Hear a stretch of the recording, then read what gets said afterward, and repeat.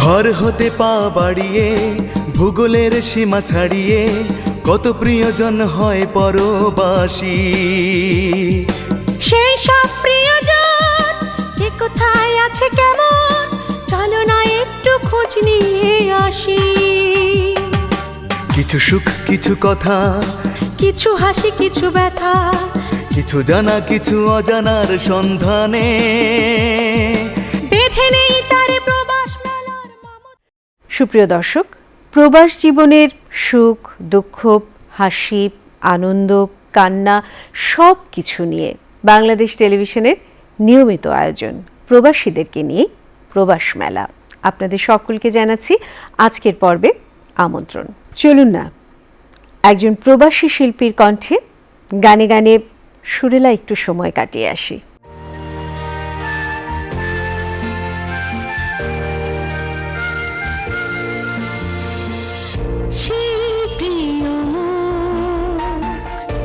আড়াল থেকে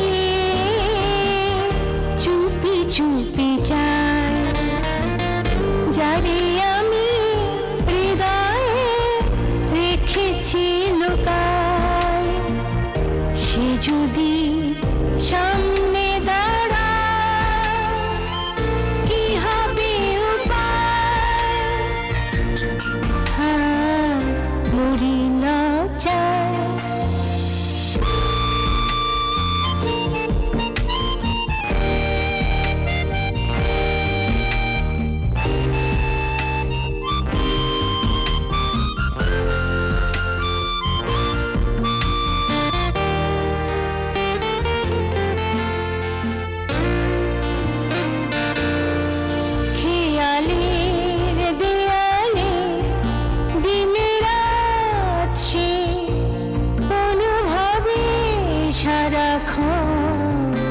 মিশে আছে খেয়ালের দেয়ালে, দিন রাত সে অনুভবে সারাক্ষণ মিশে আছে, কেন আবেশে জড়া নির্ভাবনা, মরি না চায়।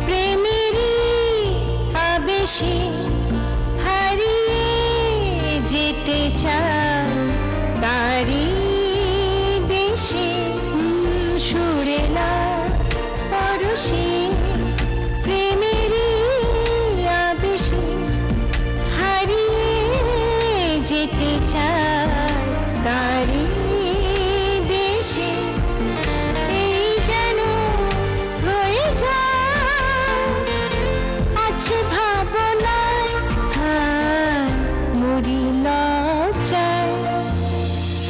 সেই প্রিয় আড়াল থেকে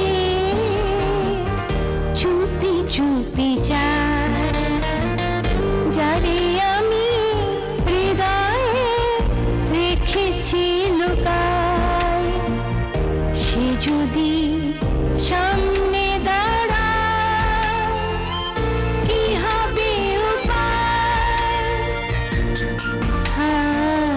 মরি না চায়। প্রবাস মেলা। প্রবাস মেলায় আমরা সব সময় প্রবাস থেকে আগত অতিথিদের সাথে কথা বলি, জানতে চাই তাদের সেখানকার জীবন মান সম্পর্কে। আজও দুজন অতিথি আমাদের মাঝে উপস্থিত আছেন। আমাদের সাথে আজ আছেন শেখ মুহিতুর রহমান বাবলু, প্রবাসী সাংবাদিক, এবং আছেন আবু সুফিয়ান ঝিলাম, ক্রীড়া সংগঠক। আপনাদের দুজনকেই অনেক অনেক ধন্যবাদ এবং কৃতজ্ঞতা জানাচ্ছি যে ব্যস্ত সময়ের মাঝেও আপনারা আমাদেরকে সময় দিয়েছেন, এবং আপনারা দুজনেই তো লন্ডন প্রবাসী।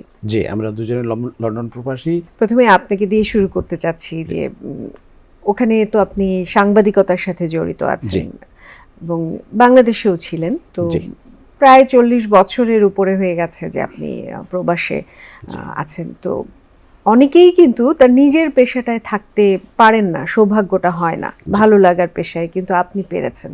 সেটা সম্ভবটা কিভাবে হয়েছিল সেখানে গিয়ে? সাংবাদিকতা একটা নেশা। আপনি যখন শুধুমাত্র এটাকে পেশা হিসেবে নেবেন তখন এটা লং টাইম সাস্টেন না করলে নাও করতে পারে, কিন্তু আপনি যখন এটাকে নেশা হিসেবে নেবেন তখন এটা সাস্টেন না করার কোনো কারণ আমি দেখিনি। আমি আপনাকে ছোট্ট করে বলি, সেটা হচ্ছে যে আমি ব্রিটেনের আগে ইউরোপের বিভিন্ন দেশে গিয়েছিলাম। আমার সূচনাটা ছিল ভূস্বর্গের সুইজারল্যান্ড দিয়ে। আমি ইতালিতেও ছিলাম আমি লং টাইম। ইতালিতে এক সময় দেখলাম যে আমাদের ছেলেমেয়েরা অনেকটা পিছিয়ে যাচ্ছে ডিউ টু ইনফরমেশন। কারণটা হচ্ছে ওখানে সব কিছু ইতালিয়ান ল্যাঙ্গুয়েজে, আর বাংলাদেশ থেকে গিয়ে একটা ছেলে মেয়ে তো হুট করে ইতালিয়ান ল্যাঙ্গুয়েজ শিখতে পারে না। শিখতে পারলেও হয়তো কমিউনিকেশন স্কিলটা বাড়ানোর জন্য যতটুকু দরকার অতটুকু, কিন্তু ইনফরমেশনটা বোঝার জন্য যতটুকু ইতালিয়ান শেখা দরকার এটা শেখার মতন সময়ও নেই, আর সে সুযোগও সবসময় হয়ে ওঠে না। তখন দেখলাম কি যে আমাদের ছেলেমেয়েরা পিছিয়ে যাচ্ছে। তখন কি করলাম, আমরা হাতে লিখে বাংলা পত্রিকা বের করা শুরু করলাম। উদ্দেশ্য ছিল একটাই, যে ইনফরমেশনটা যাতে করে আমার কমিউনিটিকে আপডেট করা যায়। এইভাবে চলেছে। এরপরে আমি যেটা করেছি, এক পর্যায়ে দেখলাম যে আমাদের ছেলেমেয়েরা পিছিয়ে যাচ্ছে ড্রাইভিংয়ে। প্রবাসে ড্রাইভিং করা এটা কিন্তু কোনো বিলাসিতা নয়, এটা প্রয়োজন। তো দেখলাম যে ওই যে ইতালিয়ান, একসময় আমাদের রেসিপ্রোসিক্যাল এগ্রিমেন্ট ছিল, বাংলাদেশের ড্রাইভিং লাইসেন্স নিলে ইতালিতে লাইসেন্স পাওয়া যেত, ইতালির লাইসেন্স নিলে বাংলাদেশের লাইসেন্স পাওয়া যেত, কিন্তু একটা সময় আমাদের কারণেই সেই সুযোগটা হাতছাড়া হয়। তখন হাজার হাজার ছেলেমেয়েরা পিছিয়ে পড়ে এই ড্রাইভিং লাইসেন্স পাওয়ার ক্ষেত্রে। তখন আমি আরেকটা উদ্যোগ হাতে নিলাম, সেটা হচ্ছে যে ইতালির যে মূল ড্রাইভিং গাইডটা এটা আমি বাংলায় এবং ইংলিশে প্রকাশ করি, এবং সৌভাগ্যবান আমি বলবো সেটা হচ্ছে ইতালির সবচাইতে বা 2-3টা বড় প্রকাশকের একটা প্রকাশক আমার বইটা প্রকাশ করেছিল, এবং সেই বইটা এখনো চলে। বেশ ক্রিয়েটিভ আইডিয়া কিন্তু, এবং খুব প্রয়োজনীয় একটা উদ্যোগ আপনি নিয়েছিলেন। তো আপনি যেটা বলছিলেন যে এখান থেকে যারা যায় তারা ওখানে গিয়ে অনেক সময় বিপদে পড়েন, সহযোগিতা যথেষ্ট পান না তারা। সেক্ষেত্রে আপনারা কি ধরনের উদ্যোগ নেন এখান থেকে যারা যেতে চায় বা যারা যাবে সামনে, তাদের জন্য যদি কিছু বলেন? হয়েছে কি, এজন্য আমরা লেখালেখি, টেলিভিশন প্রোগ্রাম, তারপরে আপনার বিভিন্ন ধরনের ভিডিও কন্টেন্ট, এটা কন্টিনিউয়াসলি আমরা এটা করতে থাকি। তারপরেও আমরা সবাইকে বলেছি, আজও বলছি, আপনারা যখন কেউ যাচ্ছেন বা যেতে চাচ্ছেন আমাদের সাথে কমিউনিকেশন করেন। নিঃসন্দেহে আপনাদেরকে এমন একটা গাইডলাইন বা এমন একটা রাস্তা দেখিয়ে দেবো যে রাস্তায় পড়ে আপনারা কখনোই কোনোভাবেই বিভ্রান্ত হবেন না। এই দেখেন, স্টুডেন্ট ভিসা হিসাবে ইউকেতে যাওয়া is a very easy matter. আপনার যদি কাগজে কথা বলে আর যদি আপনার ফিনান্সিয়াল সাপোর্ট থাকে, তাহলে ইউকেতে স্টুডেন্ট ভিসা হিসেবে যাওয়া কোনো ম্যাটার না, কোনো ম্যাটারই না।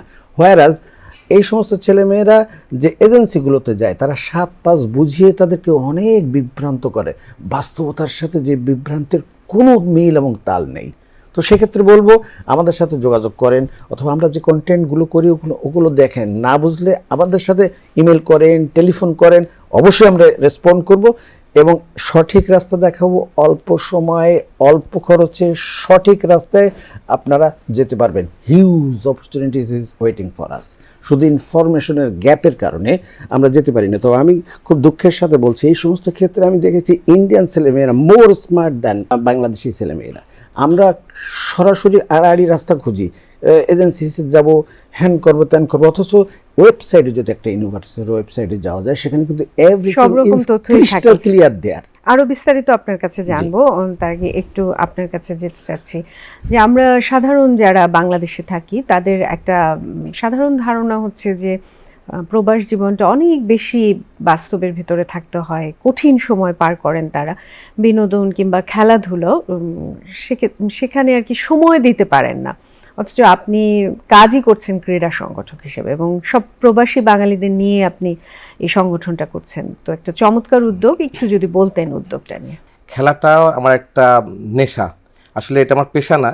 আমি আমার নিজস্ব বিজনেস আছে কয়েকটা, তার ফাঁকে ফাঁকে আমি ক্রীড়া সংগঠক হিসাবে কাজ করতেছি। ওখানে আমি লন্ডন ক্রিকেট লিগ আছে, ওটার আমি চেয়ারম্যান, এবং কয়েকটা অর্গানাইজেশন, সামাজিক সংগঠনের সাথে আমি ওতপ্রোতভাবে জড়িত। প্রত্যেকটা মানুষই তার নিজস্ব একটা সময় বের করে সে যে কোনো কিছু চেষ্টা করে। তখন আমি আমার এই সময়টাকে এই ধরনের সামাজিক কাজ, খেলাধুলা, এটার মধ্যে আমার সময়টাকে বেছে নিয়েছি। তা এটা আসলে এটা আমার একটা অন্যতম নেশা। কাজের ফাঁকে ফাঁকে আমি আমার নিজের সময়টাকে বের করে নিছি যে না, আমি এটার জন্য মানুষকে খেলাধুলাতে উদ্বুদ্ধ করব। মানুষের খেলাধুলার মধ্যে অনেক পজিটিভ থিঙ্ক আছে। একটা বিনোদন, আপনাকে নিজস্ব একটা সময় বের করা। লন্ডনে কিন্তু পেমেন্টটা হয় ঘন্টায়, আমরা যেরকম এখানে মান্থলি পেমেন্টটা নিই প্রতি মাস শেষ করে, এখানে আপনি কয়দিন ছুটি কাটালেন বা কয়েক ঘন্টা কাজ করলেন সেটা না, কিন্তু লন্ডনে কিন্তু প্রতি ঘন্টায় বেতন কাউন্ট করা হয়। পার্মানেন্ট জবের ক্ষেত্রেও প্রত্যেকটা সেক্টরে আপনাকে আওয়ারলি বেতনের ব্যাপারটা, আওয়ারলি হিসাব হলো আওয়ারলি। আপনার বেতনটা যখন যে এমপ্লয়ার দিচ্ছে তখন কি তাকে ওই আওয়ারের পুরো সময়টা সে তো ইউটিলাইজ করাই নিচ্ছে, মানে একটা কাজের প্রেশারে থাকে। তখন আমরা সবাইকে উদ্বুদ্ধ করি কিছু সময় নিজের জন্য বের করা। কেউ স্যাটারডে, কেউ সানডেতে ফ্রি থাকে, তার থেকে 3-4 ঘন্টা সময় নিয়ে তারা খেলাধুলার সাথে এনগেজ করি। আমরা তাদেরকে বিভিন্ন ধরনের বিনোদনের ব্যবস্থা করার চেষ্টা করি। বছরে যখন সামার টাইমকে আমরা বিভিন্ন ধরনের ইভেন্টের আয়োজন করি, তখন সবাই একটু নিজেকে উৎফুল্ল হয়, তারা থাকে, শরীর মন সবকিছু থাকে। এই ব্যস্ত সময়ের মধ্যে তো ওই সময়টাও তাকে নেক্সট কাজের জন্য এনার্জিটা এনে দেয় এবং সুস্থ বিনোদনের জি, একটা জি, জি, মাধ্যম, জি, এবং জি, জি। স্বাস্থ্যের জন্যও কিন্তু ভালো অবশ্যই, খেলাধুলা। জি, জি, জি। সেক্ষেত্রে আপনারা যে বললেন সবাইকে এটার ভিতরে এঙ্গেজটা কিভাবে করেন? বিভিন্ন সামাজিক সংগঠনগুলো আছে। ধরেন আমি লন্ডন ক্রিকেট লিগ, এখানে আমাদের এই মুহূর্তে প্রায় 32টা টিম আমাদের ওখানে পার্টিসিপেট করে প্রতি বছর। এটা হলো আমাদের খেলাটা উইকেন্ডে হয়, এমডি সানডেতে খেলাটা আপনার অনুষ্ঠিত হয়। আমাদের এখানে প্রায় 17টা গ্রাউন্ড আছে, 17 গ্রাউন্ডে আমাদের এই খেলাটা পরিচালিত হয়। এটা একটা সেক্টর। আরেকটা সেক্টর হলো আমাদের যারা বাঙালি কমিউনিটি আছে আমাদের এলাকাতে, আমাদের বিভিন্ন সামাজিক সংগঠন আছে। এই পুরো সামারে বিভিন্ন ধরনের ইভেন্টগুলো আমরা করি। ধরেন বাচ্চাদের নিয়েও আমরা ইভেন্ট করি, ফ্যামিলি ইভেন্টগুলো করি। সেখানে আমরা চেষ্টা করি বাংলাদেশের কৃষ্টি কালচারটাকে তুলে ধরতে। যেরকম ধরে নেন, আমরা আমাদের এলাকায় ছোটোবেলার কথা মনে করি, আমরা স্পোর্টস করতাম, একটা স্পোর্টস, সেখানে বিভিন্ন ধরনের ইভেন্ট থাকবে। যেরকম ধরুন মনে করেন হাড়ি ভাঙা, বয়স্কদের হাড়ি ভাঙা, বাচ্চাদের বিস্কুট দৌড়, চকলেট দৌড়, তার মানে এই ধরনের মোরগ লড়াই, যেটা আমি খুলনা অঞ্চলে মোরগ লড়াই আমরা এরকম বিভিন্ন কৃষ্টি কালচারের মধ্যে থেকে তাদেরকে চাই যে আমাদের ভবিষ্যৎ প্রজন্ম যারা আছে তারা আমরা যেরকম আমাদের কালচারটা, বাংলাদেশি যে এলাকার কালচারটা, তাদের মধ্যে কিছুটা আমরা দেওয়ার চেষ্টা করি। এটা একটা চমৎকার উদ্যোগ যে তারাও জানতে পারছে বাংলাদেশের যে কৃষ্টিটা এবং ঐতিহ্যটা, সেটা সম্পর্কে। আবারও আপনার কাছে আসব, দালাল চক্রের হাত থেকে রেহাই পেতে স্টুডেন্টরা যারা যেতে চাচ্ছে তারা কিভাবে এগোতে পারে একটু বলেন। প্রত্যেকটা ইউনিভার্সিটির যে ওয়েবসাইট, সেখানে কিন্তু এভরিথিং ক্রিস্টাল ক্লিয়ার সেখানে লিখে দেওয়া আছে।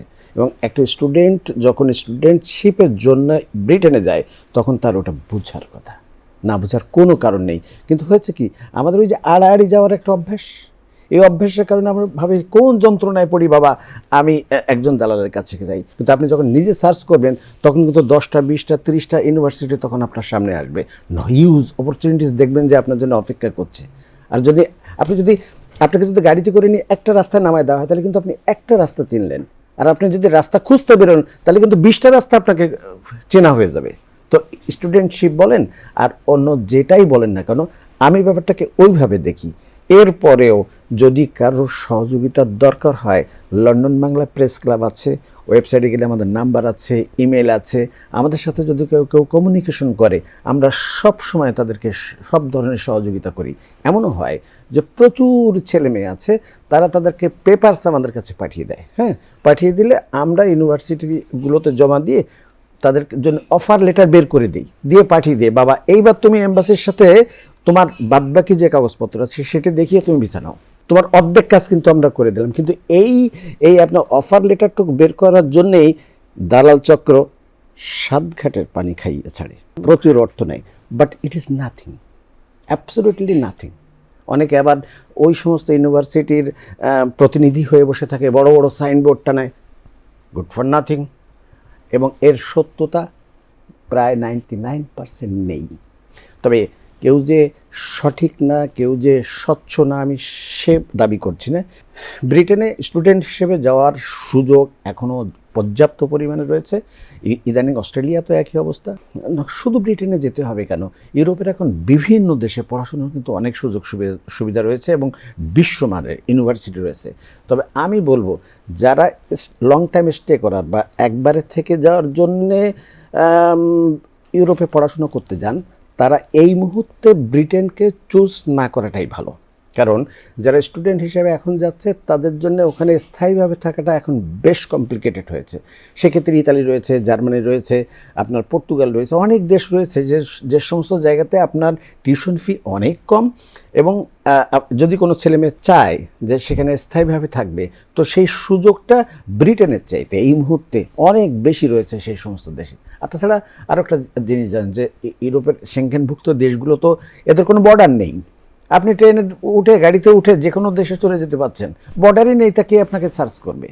ওয়ারাস ব্রিটেনে যদি একবার ঢুকছেন, ওটা কিন্তু আইসোলেটেড একটা অঞ্চল, এখান থেকে আপনি বর্ডার ছাড়া বের হওয়া ইজ ভেরি কমপ্লিকেটেড। সো আমি বলবো যাদের ইন্টেনশন ইউরোপে সেটেল হওয়া, তারা প্রাথমিকভাবে ব্রিটেনকে চয়েস না করলেই ভালো। এবং আপনি শুনলে খুশি হবেন যে এই জার্মানিতে প্রচুর ইউনিভার্সিটি আছে, ফ্রি ইউনিভার্সিটি। আপনার এই ইনফরমেশনগুলো যারা দেখছেন তাদের নিশ্চয়ই কাজে লাগবে এবং আপনারা লন্ডন প্রেস ক্লাব থেকে বিভিন্ন ধরনের সাহায্য সহযোগিতা করছেন, সেটাও তাদের কাজে জি লাগবে। জি, লন্ডন বাংলা প্রেস ক্লাবের ওয়েবসাইটে গেলে সব ডিটেলস পাওয়া যাবে। আমাদেরকে মেইল করেন, আমাদেরকে টেলিফোন করেন, আমরা আপনাকে সঠিক রাস্তা দেখিয়ে দেবো। নট অনলি ব্রিটেন, সমস্ত ইউরোপে কোথায় কি আছে জি, এটা মানে পাওয়ার জন্য আমরা সহযোগিতা করবে, এটা নিয়ে চিন্তার কোনো কারণ নেই। আপনার কাছে জানতে চাচ্ছি যে আপনার যে ক্রীড়া সংগঠন যেটা, সেখানে কারা বেশি অংশ নেয়? যারা স্টুডেন্ট, যারা পড়াশোনা করতে যায় তারা, নাকি যারা দীর্ঘদিন ধরে সেখানে আছেন? এখানে বিভিন্ন ধরনের এজ ভিত্তিক আছে। এখানে আন্ডার 13 আছে, আন্ডার 19 আছে, ওভার এজেড আছে এবং ওভার 50। আমাদের একটা নিজে আমরা আয়োজন করি ওভার 50+ যারা। আমরা বাংলাদেশের স্বাধীনতার 50 বছর পূর্তি উপলক্ষে একটা টুর্নামেন্ট করছিলাম। এটা 50 জন 50 ঊর্ধ্বে বয়স্কদেরকে নিয়ে 50 বলে বাংলাদেশের 50 বছর পূর্তি উদযাপন করছি। শুধু বাংলাদেশি না, এটা ওভারঅল এশিয়ান পিপুলরাই বেশি, এখানে এশিয়ান ব্রিটিশ তারাই এটা পার্টিসিপেট করে। যারা বিদেশে যেতে চান তাদের সে কয়েকটা জিনিস আমি একটু বলতে চাই। যে কোনো একটা স্কিল লেভেলে যদি তারা যেতে চায়, সেটা কিন্তু বাংলাদেশ থেকে বিভিন্ন ধরনের স্কিল হয়ে যদি যায়, তারা কিন্তু পৃথিবীর যে কোনো দেশে যাক না কেন অনেক ভালো করতে পারবে। প্রত্যেকের মনে করে কি যে বিদেশে যে পড়তে পারলেই মনে টাকার ওখানে পড়ে আছে। আসলে ব্যাপারটা না, যদি কিন্তু স্কিল হয়ে যেতে পারে তারা কিন্তু আসলে কিন্তু ভালো পজিশন ক্রিয়েট করতে হবে। শুধু ইংল্যান্ড না, ধরেন আপনি যদি সিম্পল এই মুহূর্তে মালয়েশিয়া, জাপান, এটা ল্যাঙ্গুয়েজ কোর্সে যদি ওইখানে চলে যান, অনেক টাকা। কিন্তু আমরা দেখি কি যে আমাদের দেশের অনেকেই তারা শুধু চিন্তা করে কোথায় কম টাকা দিয়ে আপনি সৌদি আরব, মালয়েশিয়া যেতে চাই। লেবার আসলে কোনো কাজই ছোট না, কিন্তু ছোট না, কিন্তু যে এর চেয়ে বড় জায়গায়ও ভাবা যায়, বড় স্বপ্ন দেখা যায়। একটা বিল্ডিং করতে কিন্তু অনেকগুলো, একটা আর্কিটেক্ট লাগে, একটা ইঞ্জিনিয়ার লাগে, একটা আপনার সিভিল ইঞ্জিনিয়ার লাগে, আপনার সাইট কন্ট্রাক্টর লাগে, একটা মিস্ত্রি লাগে এবং একটা লেবার লাগে। মনে করেন দিনমজুরি, তো দিনমজুরি সবচেয়ে কষ্ট বেশি, বেতন পায় কম। সে যদি আপনি একটু ট্রেনিং যদি মিস্ত্রি হন, ধরে নেন, তাহলে তাকে যদি ট্রেনিং দেন, তাকে যদি একটু সাইট সম্বন্ধে জানাই দেন, তাহলে সাইট ইঞ্জিনিয়ার বা সাইট দেখতে পারতেছে। বা শুধু ওই সেক্টর না, অনেক সেক্টরে কিন্তু যদি কাজগুলো জেনে যাওয়া যায়, হিউজ বেতন, হিউজ বাংলাদেশি কথা। যে জন্য আমি সবাইকে বলতে চাই যে বাংলাদেশে থেকে আপনার 3 মাসের যে কোনো একটা কোর্স করে তারপরে বিদেশে যান। সেটাই, আপনাদের দুজনের কাছ থেকেই আসলে খুব গুরুত্বপূর্ণ কিছু তথ্য আমরা পেলাম, যে সত্যি অধ্যাবসায়, চেষ্টা এবং ইনফরমেশন সব কিছু নিয়েই আসলে সফলতা আসে এবং পরিশ্রম। লাইফে শর্টকাট বলে আসলে কিছু নেই। আপনাদের দুজনকেই অনেক অনেক ধন্যবাদ আজকের এই আয়োজনে আমাদেরকে সময় দেবার জন্য। প্রবাস মেলা। দেশে এবং বিদেশে ঘটে যাওয়া প্রবাসীদের নানা ঘটনা নিয়ে এবারে রয়েছে প্রতিবেদন। প্রবাসী বাংলাদেশিরা বিশ্বের বিভিন্ন দেশে ধর্মীয়, সাংস্কৃতিক, সামাজিক ও নীতিগত কর্মকাণ্ডে সক্রিয় ভূমিকা রেখে চলেছেন। প্রবাসে থেকেও বাংলাদেশিদের নানা কর্মকাণ্ড দেশ ও কমিউনিটির সঙ্গে তাদের গভীর সম্পৃক্ততার পরিচয় দিচ্ছে। জেনে নেওয়া যাক কয়েকটি দেশের প্রবাসের কিছু খবরাখবর। বিএনপি চেয়ারপারসন ও সাবেক প্রধানমন্ত্রী বেগম খালেদা জিয়ার বিদেহী আত্মার মাগফিরাত কামনায় ইতালির মিলানে দোয়া মাহফিল অনুষ্ঠিত হয়েছে। মিলান লম্বার্দিয়া যুবদলের আয়োজনে মিলানস্থ মুসলিম সেন্টার জামে মসজিদে এ দোয়া মাহফিলে স্থানীয় নেতাকর্মী সহ বিভিন্ন শ্রেণী পেশার মানুষ অংশ নেন। দোয়া মাহফিল ও সংক্ষিপ্ত আলোচনা সভায় সভাপতিত্ব করেন মিলান লম্বার্দিয়া যুবদলের আহ্বায়ক সাইফুল ইসলাম মামুন। সদস্য সচিব মোহাম্মদ সাইদুর রহমান খানের পরিচালনায় বক্তব্য রাখেন যুগ্ম আহ্বায়ক শেখ শাহ আলম, সুলেমান মাতুব্বর, শহীদুল কবির ফারুক, শফিকুল ইসলাম বেল্লাল, ইতালি বিএনপির উপদেষ্টা মাহবুবুর রহমান সেলিম, মিলান বিএনপির সাবেক সহসভাপতি হাজী ওসমান গনি, সাবেক যুগ্ম সম্পাদক সোহরাব দর্জি। টেলিকনফারেন্সে বক্তব্য দেন ইতালি যুবদলের সভাপতি জাকির হোসেন গনি। এছাড়া উপস্থিত ছিলেন যুবদলের সাবেক সহসভাপতি রুবেল গাজী, সাবেক সাধারণ সম্পাদক রাজু খান, ইতালির যুবদলের সহসভাপতি রাজ্জাক মোল্লা, যুগ্ম আহ্বায়ক মিজানুর রহমান এবং স্বেচ্ছাসেবক দল উত্তরের সদস্য সচিব নূর হোসেন জমি সহ অনেকে। শেষে বিশেষ দোয়া পরিচালনা করেন হাফিজ নাজমুল হোসেন সুরুজ, যেখানে দেশ ও জাতির শান্তি কামনা করা হয়। মালয়েশিয়ায় বিদেশি কর্মীদের জন্য নতুন নীতিমালা ঘোষণা করেছে দেশটির স্বরাষ্ট্র মন্ত্রণালয়, যা আগামী 1 জুন থেকে কার্যকর হবে। নতুন নীতিমালায় ক্যাটাগরি অনুযায়ী পাশের মেয়াদ 5 থেকে 10 বছর নির্ধারণ করা হয়েছে। সরকার জানিয়েছে, এ ব্যবস্থার মাধ্যমে উচ্চ দক্ষতা সম্পন্ন প্রবাসীদের দীর্ঘমেয়াদী অবদান নিশ্চিত করা হবে এবং একই সঙ্গে স্থানীয় মালয়েশিয়ানদের প্রশিক্ষণের মাধ্যমে কর্মসংস্থান বাড়ানো হবে। বাস্তবায়নের আগে শিল্প মালিক ও অংশীজনদের সঙ্গে মত বিনিময়ের সিদ্ধান্ত নেওয়া হয়েছে। স্কটল্যান্ডের ইডেনবরায় ফোক পাগলা সাংস্কৃতিক সংগঠন প্রবাসে বেড়ে ওঠা বাংলাদেশি সন্তানদের মধ্যে বাংলা ভাষা ও সংস্কৃতি চর্চার লক্ষ্যে নিরলসভাবে কাজ করে চলেছে। সংগঠনটি প্রতি সপ্তাহে ছুটির দিনে নিয়মিত সাংস্কৃতিক চর্চার আয়োজন করছে। কণ্ঠশিল্পী রবিন হোসাইন প্রবাসী সন্তানদের বাংলা ভাষা শেখানোর প্রতি অভিভাবকদের আহ্বান জানান। সাংস্কৃতিক কর্মী আজিম মাহমুদ সুমন বলেন, ফোক সঙ্গীত, আবৃত্তি ও নৃত্য চর্চার মাধ্যমে নতুন প্রজন্মকে দেশের সংস্কৃতি ও শেকড়ের সঙ্গে যুক্ত রাখার চেষ্টা চলছে। সাংস্কৃতিক কর্মী কল্যাণ চক্রবর্তী বলেন, পাশ্চাত্যের সংস্কৃতির মাঝেও প্রবাসী বাংলাদেশি সন্তানরা যেন লাল সবুজের পতাকা হৃদয়ে ধারণ করে এগিয়ে যায়, এটাই তাদের প্রত্যাশা। সংগঠনের সদস্যরা ভবিষ্যতে এ কার্যক্রম আরও বিস্তৃত করার পরিকল্পনার কথাও জানান। মার্কিন যুক্তরাষ্ট্রের নিউ জার্সি অঙ্গরাজ্যে স্কুলে মোবাইল ফোন ব্যবহারে নিষেধাজ্ঞা সংক্রান্ত আইন পাশ হয়েছে। গভর্নর ফিল মার্ফি স্বাক্ষরিত এ আইনে কিন্ডারগার্টেন থেকে হাই স্কুল পর্যন্ত শিক্ষার্থীদের শিক্ষাগত প্রয়োজন ছাড়া মোবাইল ফোন ও ইন্টারনেট সংযুক্ত ডিভাইস ব্যবহার নিষিদ্ধ করা হয়েছে।